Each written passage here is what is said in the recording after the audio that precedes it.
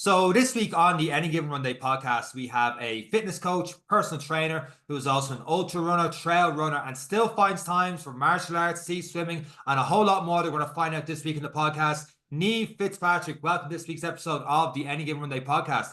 How are you getting on? Hello guys, how are you? I'm good. How are you doing? Thanks for having me on. Niamh, can you fight Sean for me? I'm a little bit afraid of him. We'll see. I knew he'd pick up on that. Honestly, I was going to challenge him. I was going to challenge him a couple of weeks ago in the afternoon, but it didn't happen. So I'm gonna have to wait a little bit longer. Hey, is he going to do it in April or? He was never more happy to see snow. Niamh, if you're going to challenge me at the end of that race, you'll be waiting a good 4, 5, 6 hours if I made it to the end. I don't want to answer all questions on me, but I won't be doing it in May. I've had to defer to the following year. Yeah, the following year. Otherwise, my marriage would have been short-lived to one day. So literally, that's why I could not have done that this year. So I'm not chickening out people listening. Oh, he's backing out of it now. I would have loved to have done it in May. Oh my God.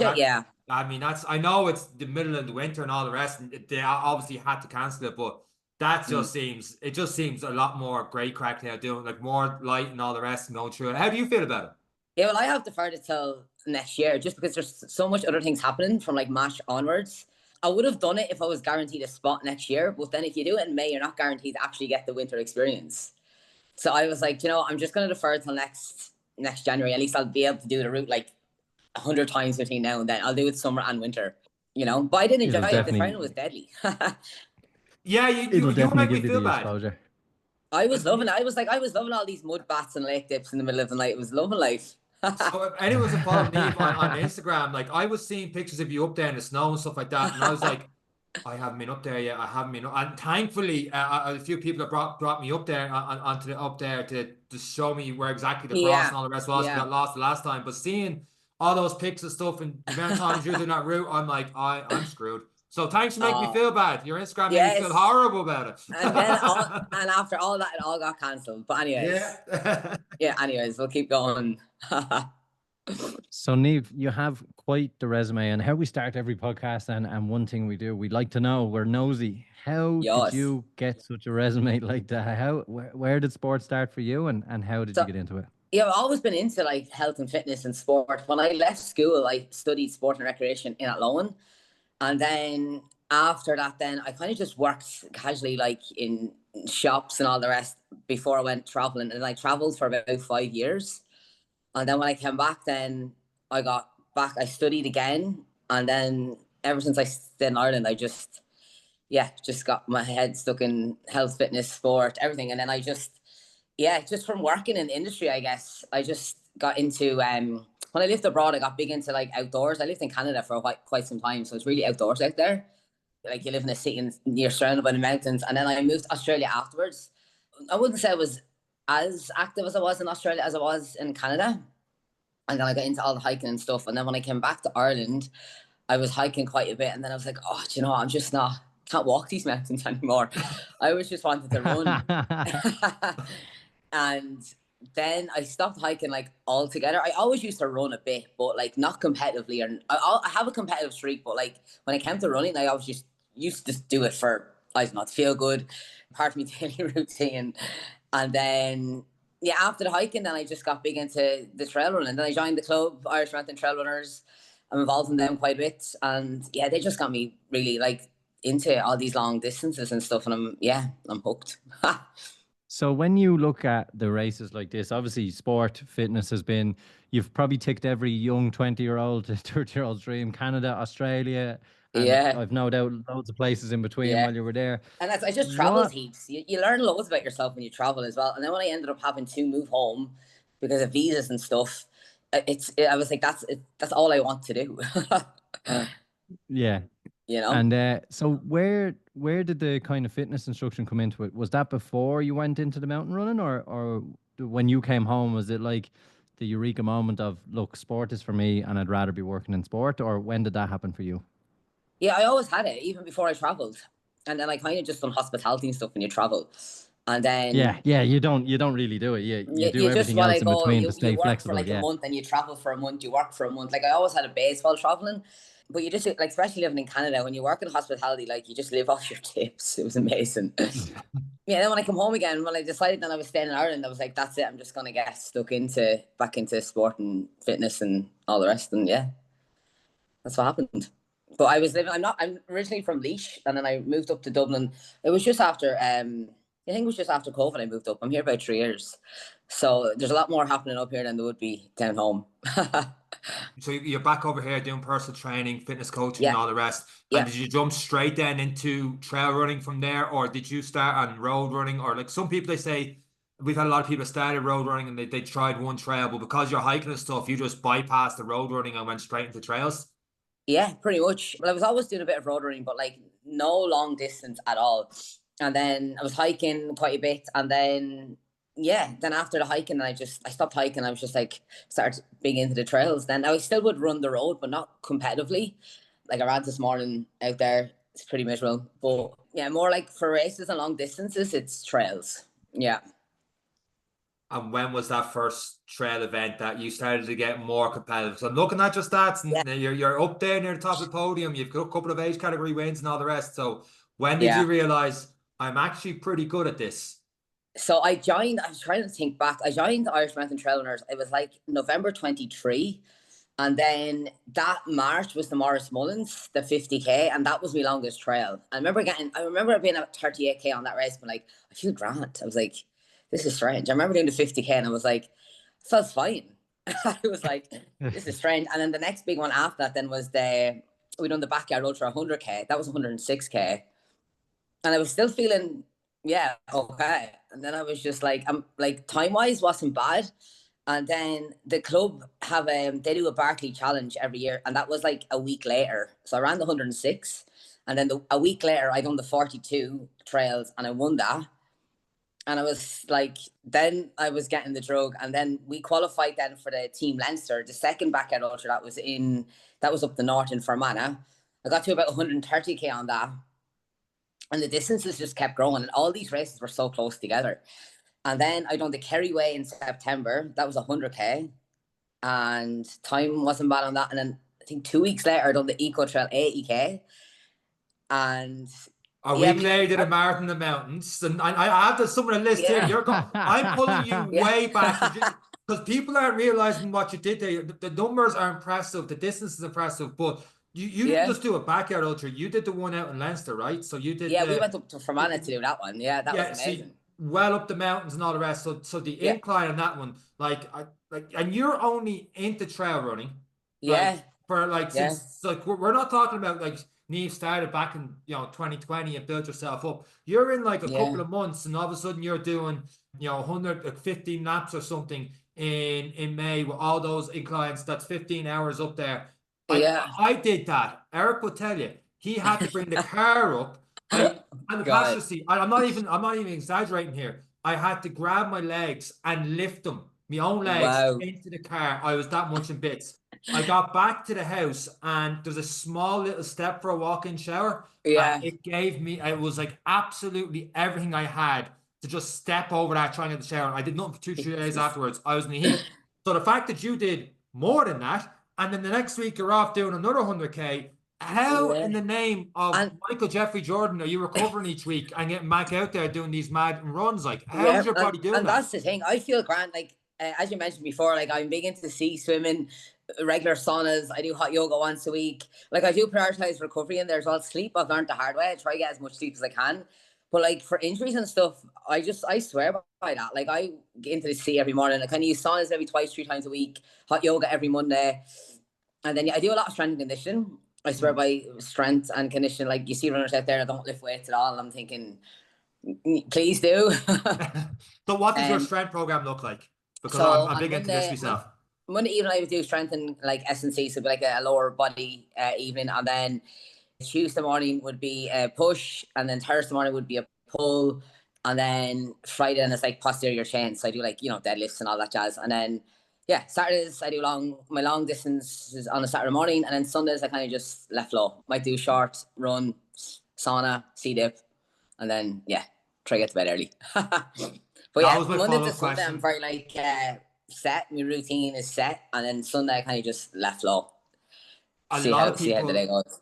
A lot of people have asked us in the podcast about how we have it over the Christmas stuff, and even we're honest about we don't know how to answer this in terms of strength training and getting all your runs and stuff. And you've got a ton of mileage, and they're like, I'm trying to do both. Yeah. You seem to do the long run on the Saturday and then like a recovery C-sim Sunday. Your Monday lower body session. Like, are we talking heavy? Are we talking endurance? Are we talking pulling back? Like, how does that work? And how do you feel when you do that? Do you feel like you're ready to go after the Sunday sea swim and that you're able to push as hard as you can? Or does sometimes your strength have to take a backseat to the amount of running you do and how much you accumulate your miles each week? Yeah, absolutely. So the Monday evening is the only day I would do a lower body. Well, I do a little bit of posterior chain a lot on a Friday, but like depends on how I felt. Like say yesterday morning, what did I do yesterday? I done 24 yesterday, and I was grand after. So tomorrow I'll feel fine. And usually on a Monday morning about 8:30, I'll do like a run. Could be like 7 or 8K, and then it depends on how I am the week of that weekend. Like if I run the weekend and I feel fine the Monday, it's gonna stay the same. If I had a race on or a long distance and I have another one coming up, I'll ease back on the weights. Yeah, absolutely. I'll still train, but I just won't lift as heavy. Yeah, but I won't. It's just as important as getting out for a run. Like I wouldn't miss it because I had a long run on Saturday. I would just go extra light, you know. So how do clients feel when they show up to you and they're like, she's after running 130K and she's here squatting in front of me on a Monday, not a bother on her, and I'm giving out because there's a lad in work. I'm a little bit overweight. There's not even there's not even a house that will take you in. He just be slagging me off, but it's good, like, because people do question it. But like I do find when you do like challenges like that, like hard things all the time, like Monday morning in work is easy. You know what I mean? Because it just seems like the weeks seem easier when you put yourself through something so hard. It's just my week in work just seems a lot easier.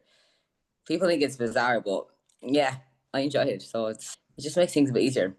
In terms of kind of walking the walk and talking the talk, do you find then when it comes to building relationships with clients, having put yourself through so many different things and sticking to that consistent lifestyle, does that resonate more with them? Do you find a bigger benefit to that, so that in fact doing these races helps your career hand in hand? Absolutely. And it's worth it? Yeah, absolutely. Because like I'm a PT and a fitness coach. I coach in a semi-private gym near me here in Dunleary, and I have loads of clients, but like my clients are just through what I do. You know what I mean? Because they admire what I do. So that's how I get clients as well. It's great. Yeah. You must have a lot of like-minded clients. Someone could look at what you, I mean, to put it at a level, probably a lot of people listen to the podcast, if they run a lot and someone doesn't run that much, they might say, hey, come run with me. And like, oh God, I'm not running with you because you're too fast and all that kind of crack. But does that translate to personal training as well for you sometimes in terms of, oh my God, she does 130K and there she is deadlifting this and that and all the rest? There is that side of it as well, because you know, some people in the classes be like, you know, almost afraid to work with me sometimes because of the toughness. But they're just them type of people. You have people that just want the easy training, the easy life, just come in, and then you have the other people that want more. And you know what I mean? They're probably my kind of people. That's fair. The good one. You attract them. Yeah, exactly. So at what point did sea swimming become a staple? Because obviously Laois isn't known for its sea swimming. So was it moving up to Dublin, or was it your time away in Canada with the glacial water? Yeah, or, you know, when did it become a staple? It was after the lockdown, to be honest. We were all just sitting home, and I never used sea dipping or cold immersion for recovery. It was something to do after lockdown. We were all off work. We were allowed to travel again. I remember the first time we come up, my sister and her partner come up, and we got into the ocean. We loved it. So we kept coming up regularly because we had not much else to do. It was something to do. And when we went back to work then, I was working in Offaly at the time, and I was like, how am I going to get up for a sea dip and go back to work? Because I was hooked on it at that stage. It's quite addictive. And because I kept traveling up, I was meeting people. There's a community at the 40 foot, like you're always going to meet someone you know. And I got friendly with quite a bunch of people up there, and they're like, Niamh, you need to move up. So I was like, okay, maybe I will. So I was like, I just took the bullet. Then I started looking for jobs up here. I found a job, but I have somewhere to live. So I was commuting for a while. I was like, am I really doing this? Is it really worth it? And then, I got a job near the ocean. And then I was living in Terranure then when I first moved up. And then it just all worked out. So now I work in Dunleary, live in Dunleary, live across from the 40 foot, swim every morning, run every day. And it just all worked out. Yep. You moved. You changed everything based on your love for sea swimming. Pretty the much. Irish and Sea. Then it all fell into place. I love donuts, but I won't move next to Krispy Kremes.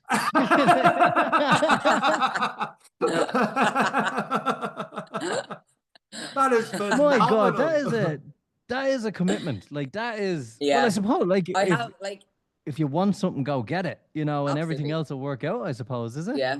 I'm all in or I'm all out. It's like the sea dipping. It's like the running, my training, my job, my lifestyle. You know what I mean? When I'm in, I'm in. It's like these races that even this year kind of trying to plan out stuff. And my goal is the podium. I'm going to do a few more IMRAs, a few big ones coming up. And yeah, I want to win. And we're going to get back to the race in a second, but just that all in, all out. And this is something I'm jealous of. People I work with they find time. I don't know how to do it, to do other stuff outside of their own kind of training and stuff, whether it's like playing football or GA or different things like that. And I then look at what you're doing, and you're right up there, podium and these trail runs, stuff like that you talk about. I can see how the connection of sea swimming, the recovery, the hot yoga and all the rest. Yeah. And then there's a picture of your Instagram and you're hanging out with Paddy Houlihan getting purple belts and stuff. Yeah. How you climbing the ranks in that, as well as the running as well? It's genuinely phenomenal. You're finding the time, and I'm assuming you do that thing, sleep. Like I'm assuming that comes into it somehow. Yeah, absolutely. Like how's the martial arts thing going for you?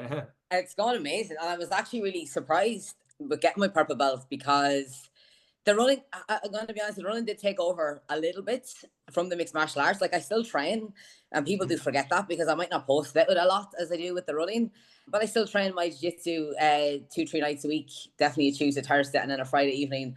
And yeah, then when I got promoted my purple belt, I was like, wow, because it just shows like I was still there, still committed, and yeah, still showing up, you know, still putting in the work.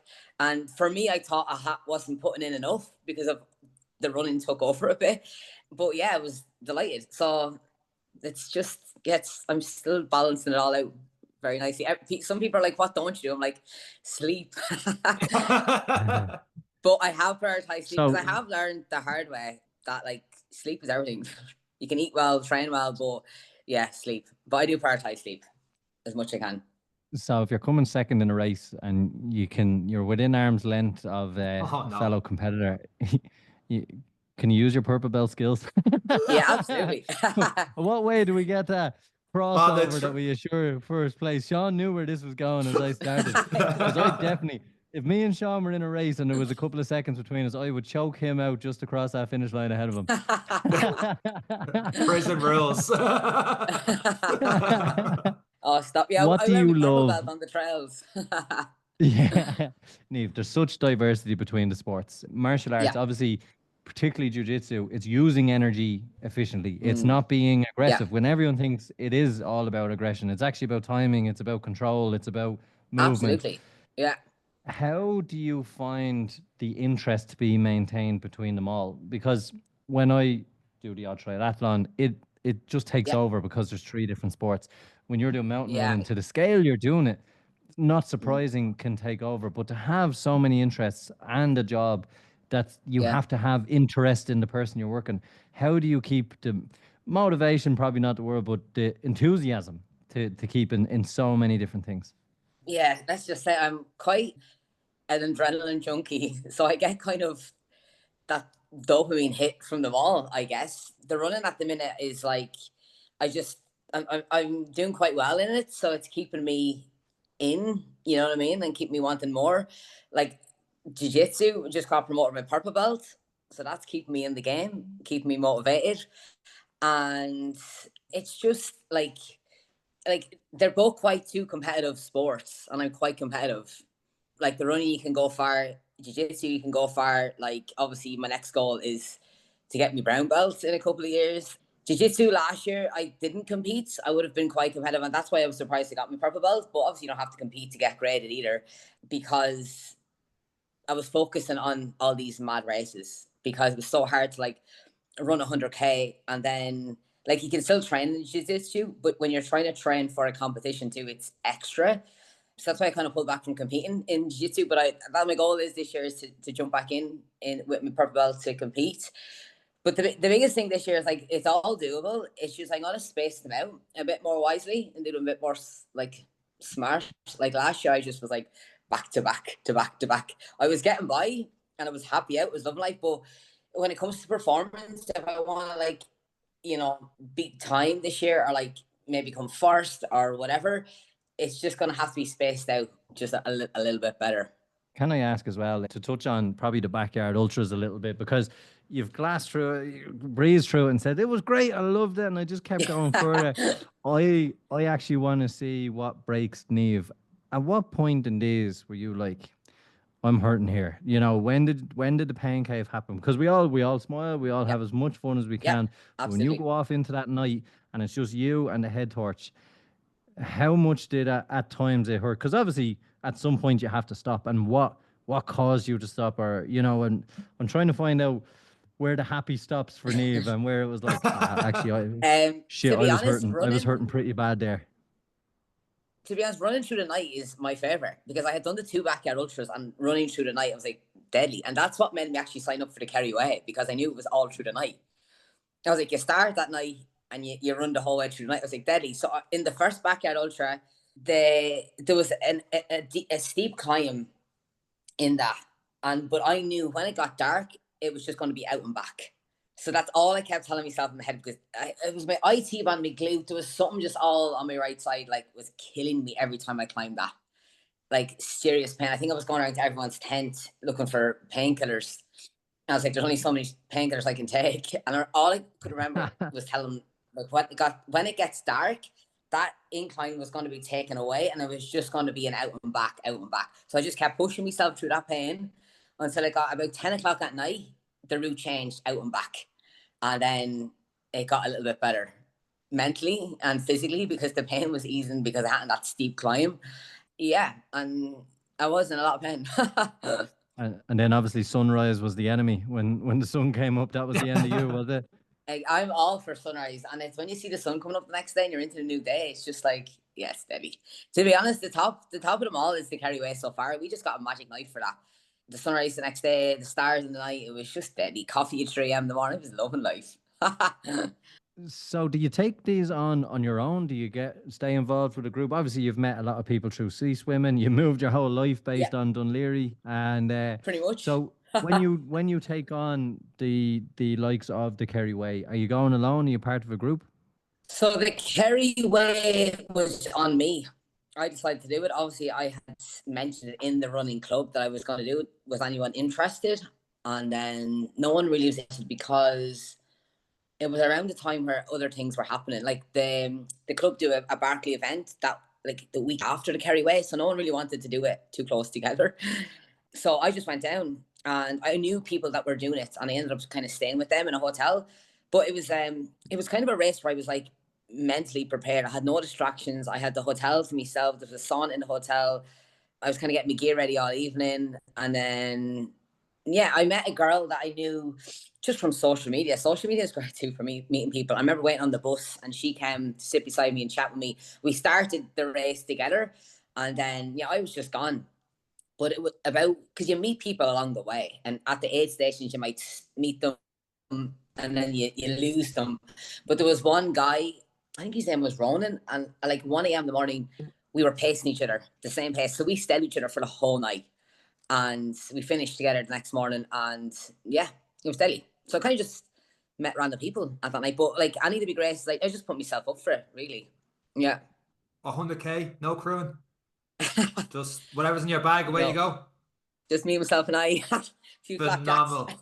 We've had so many people mention how special this Kerry Way Ultra is. It has to be on the list for us for someday. But you said something there the following week, Barclay event. Yeah. What is a Barclay event? So it's the Barclay event. So the club do it. We start our runs in Crew Woods. So it's set in Crew Woods. So you go clockwise, anti-clockwise, anti-clockwise. You just keep doing the loops in different directions. How long is the loop? 20K, is it? Or like a... Yeah. I think each loop is 8K, 8.2K or something like that. But yeah, I ended up winning that. As you do. Like, and that was like a week after the 100K. So they were like, what? Because they were like every time they see me come down, they're like, right, she's gone. She has to be gone. And I ended up winning it. They were like, what the fuck? I was like, the secret is just run 100K the week before and you'll be fine. But yeah, it's good. The club's good though as well, because like even the backyard ultra, like I probably wouldn't have done it. There's a guy in the club and he's like big into all long distance as well. So they push you a little bit more to actually get involved.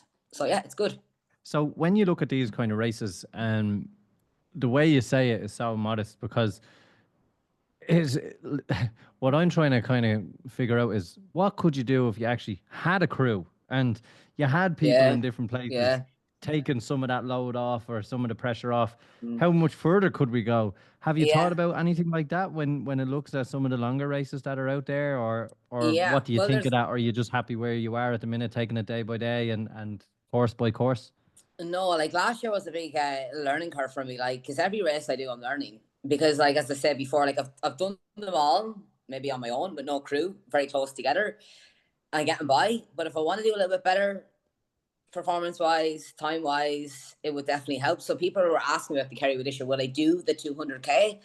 Obviously if I done the 200K I would get a crew and all, but I'm thinking maybe just doing the 100K maybe with a crew, and then hopefully get better time maybe come 1, 2, 3, who knows.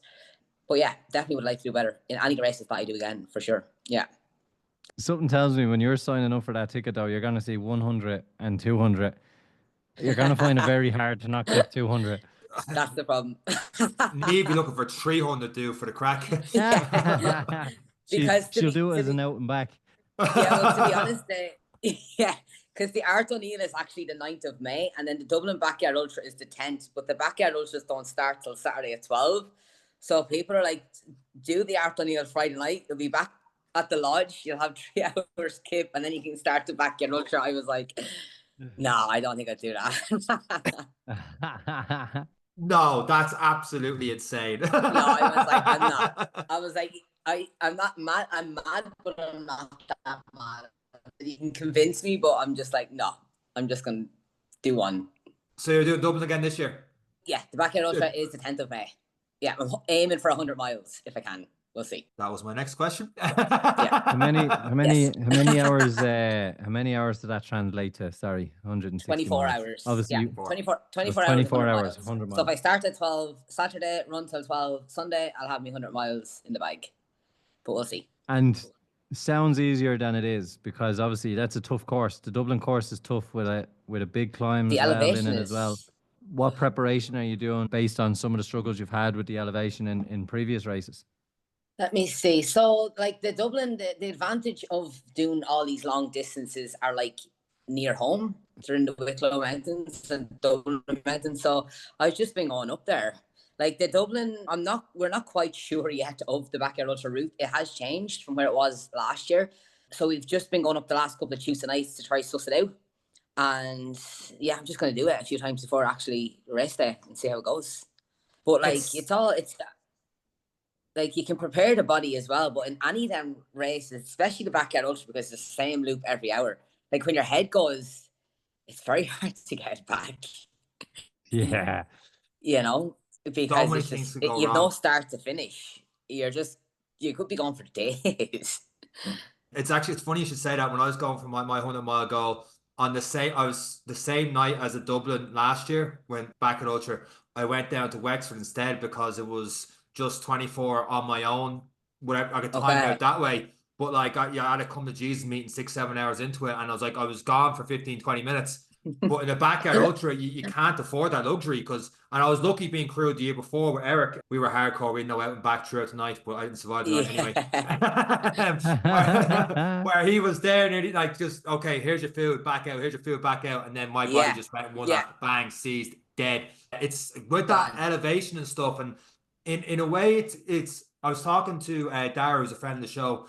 In a way, it's easier doing a Backyard Ultra because it forces you to keep on going. Like you come in 50 minutes, 10 minutes, forces you to pace yourself. You can only do a certain distance at a certain, no matter how fast or slow you run, you're only able to do 6.7 every hour in the hour. But then if you have that bad hour, you're done. Like we've had Keith Russell on the podcast and being like, I'm done. And he's like, he does like 80 odd hours and like 50 hours he's done. And like he had a crew being like, you sleep for 6 minutes and you get the fuck back up and you go again. Like you need that someone to that dark times keep going. Like that's why crewing is so important. I wouldn't do half things I could have done without that. And I'm nowhere near what you're doing. Now to be fair, in the Backyard Ultras we have a solid crew. And we were always kind of getting back at like 48, 50 minutes, which is sweet because that gives you 10 minutes to do what you need to do. But that's what I like about the Backyard Ultras. It's all about endurance. It's not about how fast you can go. It's about lasting. And I'm all for the endurance. Yeah. But in them Backyard Ultras, you definitely need crews there when you come back. Because I remember like getting back and like you do your head, you'd be like, get me this and get me that. And then you'd be, after the race is done, you're like, oh my God, I'm so sorry I acted like that. And if you apologizing the next day, they're like, Niamh, do you know you said this to me and you wanted this and you asked this and you said this and you cursed at me? I'm like, sorry. You just... I wish I had your confidence. I got back and my better half was like, you're fucking eating this and you're eating that and you're eating this. Like, I don't like power, just so I put a twirl mixed up in it, you baby. Just eat the fucking thing. I'm like, okay, fair enough. I can't wait to go back rooting again. But I wouldn't have done it without her. Like, so it was very lucky with that. Before we talk about how you're spacing this year, we already touched on the Arthur Neal didn't go ahead. And I actually didn't hear this race before until Marky, who's going with us to Barcelona next month, talked about it. The Ballyhora Winter Moonlight Challenge. Oh, yeah. What's that? So it's a 28K. It starts down in Limerick. So it was posted in that group chat. Someone had shared it because obviously people had prepared to run in the night. And it was a night race. So it starts at 7 o'clock. So it's just getting out there in the dark. So there's a few from Dublin here, like Sean Meaton. I don't know, you probably know Sean. Him and his dad, they were going down and I jumped in with them. And yeah, it was great. It was more like, I don't know what time we got home, maybe 2:30 in the morning. They had a big spread out after it. Imra races are good. I haven't done many of them. They're fast and I like it. So I'm going to do more. The Mars Mullins is 50K. That is March. Now, someone had sent me a 70K the 8th of February, which is like 2 weeks away. I'm not sure yet, to be honest, if I'm going to do it or not. But yeah, it was good. How does that fit into your spacing rules? Night runs. Well, that's what we were saying. I was talking to Lar that runs Irish Mountain Trail Runners, and it spaces out well because I have the 8th of February, and then the Mars Mullins is the end of March. And then the Backyard Ultra is the 10th of May. And then the Club Barclay is the end of May. So I think I'm doing the Altar in April. Sorry, the 26th of April. That's 100K. My goal is anyway, 50K in March, 100K in April, and 100 miles in May. What's the Altar race? So it's in Avondale. It's in Wicklow here. There's a 50K route or a 100K route. It's the 26th of April. It's a new one this year. You may look into it now. I haven't heard of it yet. I know I've got elevation sometime around there that I'm going to try and get down to, but I haven't heard the one down in Avondale. I haven't mentioned. Yeah, I'm not fully sure the details. As I say, one of the lads in the run club, he signed up for it and he sent it across. I just registered for. There's not much details about it, but it's 26th of May. You should definitely look it up. And then I'll decide on the Imra 70. But the Imra do have nice ones. Like, say, the Ballyhura, that was a 28K. But, like, they're fast. Like, your man that won that was, like, 1 hour and 59. And that was, like, 800, 900 meters elevation. It was, like, incredible. Mountain goats. Not doing that downhill on a bike. Yeah. You took a day off from trail running last October, bank holiday weekend. Dublin Marathon. How'd you get on doing that? And did you feel like Niamh's face said she was up to something else? She's like, how does he know? What does he know? Everything wrong Niamh has done in the last year flashed before her eyes. Did that give you any graw for road running or anything like that? Or are you just like one and done, run the streets, get me back up the mountains? To be honest, I'm all for the trails. And I said that after. I remember crossing the marathon line, I was like, that was deadly. And a woman at the line was like, something wrong with you. But the reason it's just the crowds and the atmosphere. Like, I had never done the Dublin Marathon before. I've done a marathon before in a few halves when I lived away, Dublin Marathon I had never done before, and just the people, everyone's shouting at you. It's like everywhere you look, the atmosphere got me through that, to be honest. But I came off it, I enjoyed it, but I'm like, yeah, I'm off for the trails. Yeah, but it was good. It was nice to add in there. I think that was the last one, I think, race-wise, October. I don't think I done any in November, December. And then January, obviously, I had planned the Arsenal, which happened. But it was good. I will do it again this year, though. I definitely will do it again. You ruined my follow-up question because you don't even consider a race. High Rock's just a training day session, yeah? Just a piece of piss. High Rocks is me midweek recovery. All people talk about how hard High Rocks is. It's like a big, hard, it's a tough endurance event. Like, High Rocks is not, get your ass up the mountains. 2 weeks after, I think it was. Yeah, Dublin High Rocks. Oh, do you know what I did actually? We done oh my God, what was in November? Run the Lion. That's what happened. So I had we done the Dublin High Rocks the Friday, but I realized that Run the Line was the next day. And I was like, fuck. So I was trying to change tickets because obviously the race was a priority because I wanted to do well in that. I was trying to get a High Rocks ticket for the Sunday after, but if you'd done that, you weren't on to like Sunday night. I was like, I just keep the ticket, get the High Rocks out of the way, and I'll just see how I am doing Run the Line. My quads were hurting me a little bit next day, of course. Like pushing and pulling 152k powder, walking lunges and all the rest. And then it just so happened that way. But anyways, I got them both done, didn't I? You were doing the pro weights, obviously, because did you do mixed doubles then, or did you go pro women? Yeah, I did mixed doubles with a male. So if you do mixed doubles with a male, you're listing their weights. So yeah, it was heavy. I remember the only thing asking Tony to do, I was like, the lunges, just help me out with the lunges. But when I got there, your adrenaline's going, and you're just like station 7 or 8, I can't remember. And yeah, we just flew it. Yeah. I really hope. But yeah, that's it. If I could get into High Rocks again, I will. They're good. I really hope listeners don't listen back to our Run the Line review from a couple of years ago, because I think I bitch and moan about, I had Dublin Marathon 3 weeks beforehand and I hadn't totally recovered for it. I don't know why I didn't do so well. And there you are doing High Rocks 12 hours before the fucking event and flying pro weights, heavy weights, and then just going straight through 26k. Absolutely phenomenal, Niamh. Yeah, and I felt grand, and I went what to do after. Used the sauna after that, and then the Sunday I think I took the day off. I can't remember. Maybe done something small, but then yeah, I felt grand afterwards. Monday, new week, and hot yoga. Back to work on Monday. Strength, hot yoga. Back to work Monday morning, feeling fresh. So Niamh, looking at the year ahead, obviously you've done so much in such a broad sense. You've hinted that podiums are 1 or 2 that you're gonna hunt. Does that mean you're gonna switch to a little bit more focus in one aspect, or are you still gonna keep this broad spectrum of events, or because at some point there is a trade-off between trying to be the best in that sport, or so what is the realistic plan for you this year? Obviously last year you just enjoyed sport, you just loved it, and they just what happened. is that like plan this year? Yeah, so I feel like the races last year kind of just happened. I enjoyed them, but this year I'm a bit more serious. So I'm not going to give up what I do because I enjoy everything I do. Okay, so like for example, race week, I'm going to be a bit more smarter about it. Like sometimes I have a race on a Saturday and I'm training Jiu-Jitsu on a Thursday night. I'm not going to do that this time. If I have a race on the Saturday, like that week, I'm just going to ease back on everything I do. But like, obviously I'm not going to give up anything. A week of race, maybe 2 weeks of race, I'll just ease back maybe the week of a race. And yeah, just do it that way. And if you were to set, not to put pressure on you now, let's say 2 goals, because you've so many, I think saying 1 would be limit you. Saying 5 would probably limit you, but I'm going to stick with 2. If you were to set 2 goals now for this year and looking at the year ahead, because a lot of people were just about to turn February, a lot of people have given up on their year, but it's what in your year you're looking at saying, if I can do them 2 things, this is a success for me? Well, my top 2 sports right now is my mixed martial arts, jiu-jitsu and running. Podium race is number 1, and I want to compete at purple belt.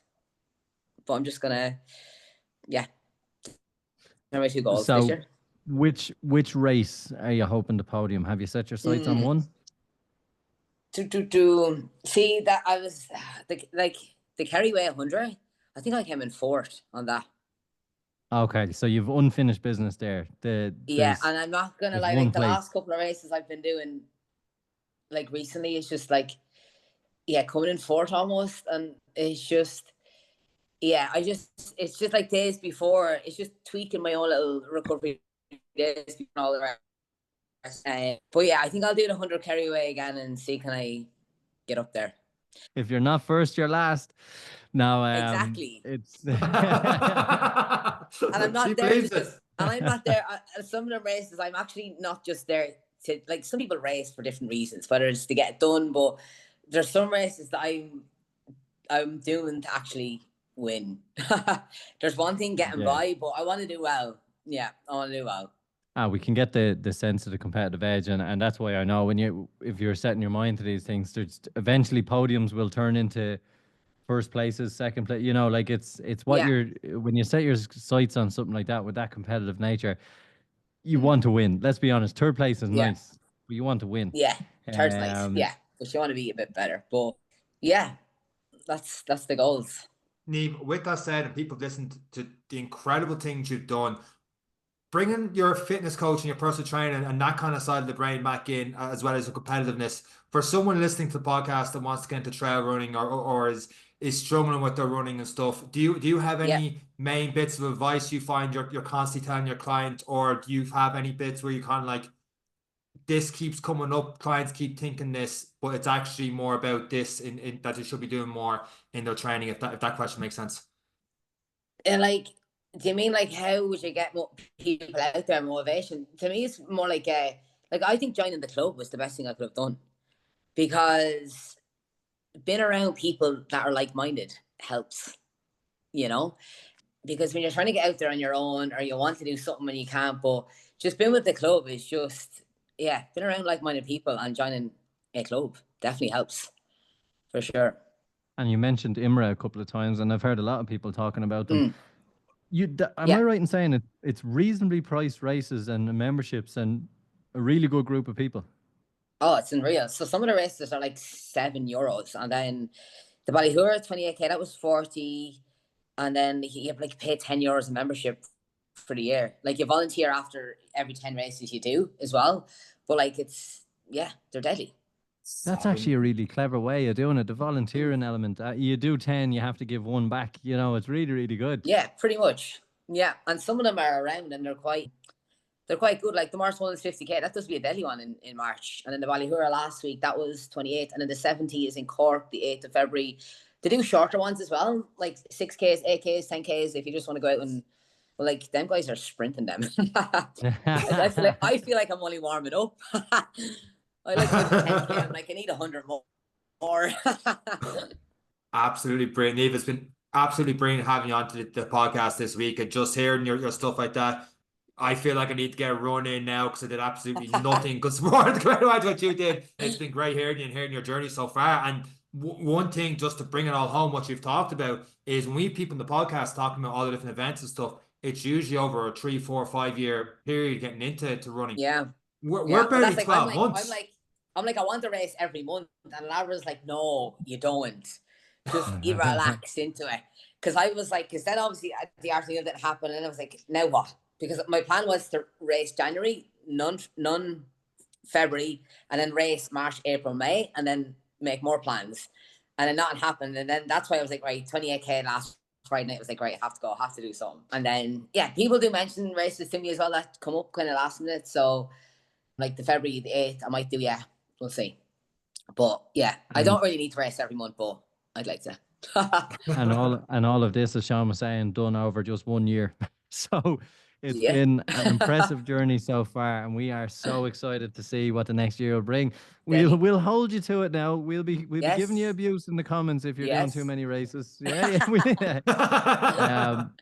But look, Niamh, you've made us feel bad in a good way. It's great to see someone doing so much and doing so much with their time and enjoying sport and enjoying what they do. It's been great to get to know you, and we'll keep an eye on what the year brings for you, and we'll see what the Kerry Way Ultra looks like, whatever distance you go for. But the very best of luck with the year ahead. Thank you so much, guys. And that's it for this week's episode of the Any Given Runday podcast. Myself, Niamh, and Eric. Take care.